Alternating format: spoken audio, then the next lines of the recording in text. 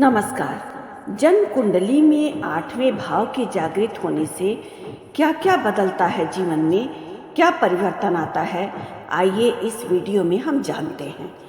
8वां भाव कुंडली का किसी भी व्यक्ति के लिए जीवन के रहस्य को बताता है।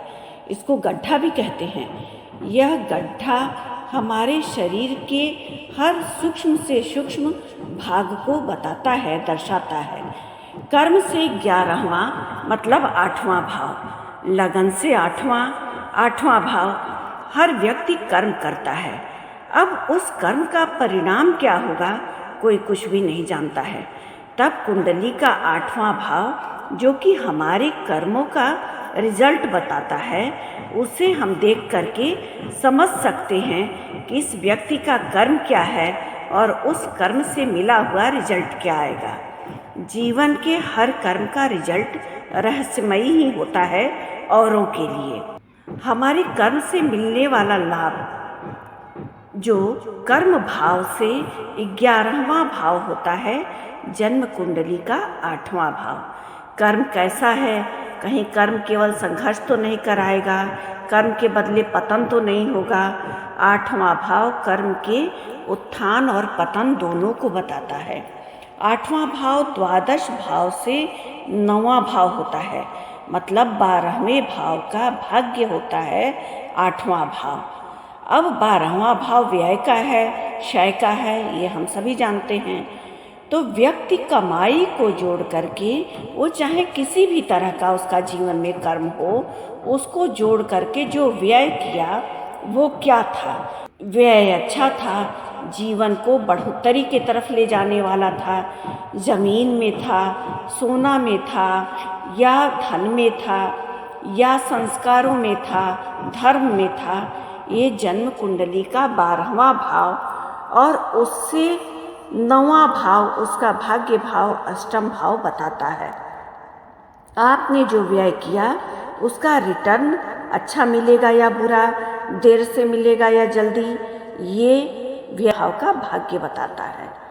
8वें भाव का स्वामी जन्म कुंडली में अगर शुभ हो, शुभ ग्रहों से दृष्ट हो, शुभ ग्रह बैठा हो उसमें, तो रिटर्न अच्छा मिलता है। धन भाव यानी जन्म कुंडली का दूसरा भाव, उससे 8वां भाव, किसी भी भाव का 7वां भाव, जैसे लगन का 7वां भाव मतलब आपके जीवन साथी का भाव, आपके पार्टनर का भाव, तो उसी तरह हर भाव का 7वां भाव उसका पार्टनर होता है। समझने के लिए देखते हैं। चतुर्थ भाव भूमि, भवन, वाहन, माता का सुख है, उसको सुख भाव कहते हैं। उससे 7वां भाव कालपुरुष की कुंडली का 10वां भाव, जो कर्म का भाव है, मतलब जीवन में आप सुख पाने के लिए परिश्रम करेंगे, कर्म करेंगे, मेहनत करेंगे, तभी आपको जीवन में भूमि, भवन, सुख, संपत्ति ये सब मिलेगा। दूसरा भाव धन भाव जो है, उससे 7वां भाव मतलब अष्टम भाव, उसका पार्टनर हुआ। आपके पास धन है, आपने अपने धन को किस कर्म में खर्च किया, व्यय किया, उसका नाश भी हो सकता है और वो धन बढ़ भी सकता है। मतलब शुभता अशुभता पर आपके कर्मों के निर्भर है। धन कहाँ जाएगा, रुकेगा, बढ़ेगा या बर्बाद होगा। 8वां भाव दुख का भी है, विपत्ति का भी है, आकस्मिकता का भी है। जन्म कुंडली का एकादश भाव इच्छाओं का है। इच्छा मतलब आपकी मनोकामना, उसकी पूर्ति करता है जन्म कुंडली का एकादश भाव। कालपुरुष की कुंडली में एकादश भाव में कुंभ राशि बनती है, जिसके अधिपति शनिदेव हैं। अब आपके एकादश भाव से जन्म कुंडली का अष्टम भाव, वो मनोकांक्षा, मनोकामना का 10वां है। मतलब आप कैसा कर्म करेंगे अपनी इच्छाओं की पूर्ति के लिए, ये दिखाता है 8वां भाव। अब आप अपनी मनोकामना की पूर्ति के लिए गुणा गणित करेंगे, गलत तरीके से पैसा लेंगे या सही रास्ते से जाएंगे, परिश्रम करेंगे, मेहनत से आप पैसा कमाएंगे, ये जन्म कुंडली का 8वां भाव बता देता है। स्वास्थ्य की दृष्टि से देखें तो 8वां भाव अगर पीड़ित होगा तो आपका शरीर हमेशा बीमार रहेगा। उसी बीमारी में आपका धन खर्च होगा। 8वां भाव अगर पीड़ित है तो 8वां भाव आपका कर्म है, आपका लाभ है। लाभ भाव से 8वां भाव कर्म भाव है और कर्म से 11वां है, उसका लाभ है। तो आपको अपनी मनोकामनाओं को पूरा करने में आपका शरीर, आपका स्वास्थ्य साथ नहीं देगा। बहुत उठापटक जीवन में लगा रहेगा स्वास्थ्य को लेकर के, और धन उसी में खर्च होगा। कर्म और लाभ से बहुत जुड़ा है 8वां भाव। 8वें का स्वामी अगर नीच है, विष्णु मांस में है, अस्त है, तब आपके कर्म और मनोकामना को पूरा करने नहीं देगा। कुंडली में एक और चीज़ देखना बहुत महत्वपूर्ण है। अगर आपके लग्न का स्वामी बलिष्ठ है, ताकतवर है, और जन्म कुंडली में सूर्य चंद्रमा ताकतवर है, तो 8वां भाव अगर पीड़ित भी है तो जीवन के थपेड़ों को, उठापटक को, आकस्मिकता को, तकलीफ को सहने में सामर्थ्य होता है आपका लग्न। अगर लग्न आपका कमज़ोर है और जन्म कुंडली में आपका मन जो चंद्रमा है वो कमज़ोर है, आपका सूर्य जो आपकी ऊर्जा है वो कमज़ोर है, तो 8वां भाव की आकस्मिकता, 8वां भाव का तकलीफ आपका जीवन, आपका शरीर सह नहीं पाएगा।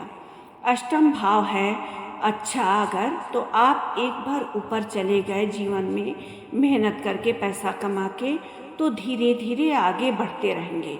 लेकिन अगर अष्टम भाव आपका बुरा है तो अचानक से जीवन आपको ऊंचाइयों पर चढ़ा करके, यू टर्न लेकर के एकदम से बर्बाद करने की भी क्षमता रखता है।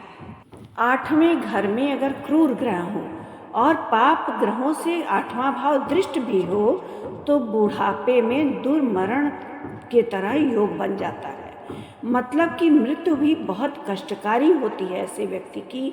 वो बहुत अस्वस्थ रहता है, उसे भारी भारी बीमारियां होती हैं, इलाज पर बहुत पैसा खर्च होता है, हर तरफ से व्यक्ति एकदम अस्त व्यस्त तस्त्र हो जाता है।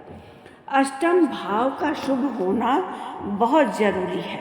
अष्टम भाव में अगर शुभ ग्रह है, शुभ ग्रहों से दृष्ट हैं, अष्टम भाव शुभत्व को धारण किए हुए है, अगर अष्टम भाव का स्वामी मृदु नक्षत्र में बैठा है, पुष्कर नक्षत्र में है, विष्णु वंश में नहीं है, तो अष्टम भाव शुभ होगा, तो आपके जीवन में आकस्मिकता भी आएगा।